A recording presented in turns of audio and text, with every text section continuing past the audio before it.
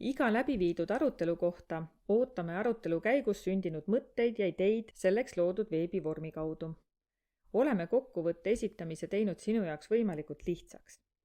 Tulemuste kokkuvõttes anna meile teada arutelu teema, arutelu tulemusena sõnastatud ideed, arutelu toimumiskoht, osalejate arv ja tagasiside korraldajatele. Arutelu tulemuseks on teie vestlusest koorunud mõtted ja ideed valitud teema kohta, milleni jõudsite töölehe viimases etapis ehk teises horisondis. Arutelu lõpuks ei pea välja valima ühte ja ainsat ettepanekut, millega kõik justkui nõus olid. Kui arutelus sünnib mitmeid, aga teineteisest kaugel või isegi vastanduvaid mõtteid, ära muretse, need kõik sobivad esitamiseks arutelu tulemusena. Juhul kui korraldad mitu arutelu, siis esita tulemused iga arutelu kohta eraldi. Tulemusi ootame paari päeva jooksul peale arutelu toimumist, hiljemalt 30. novembriks.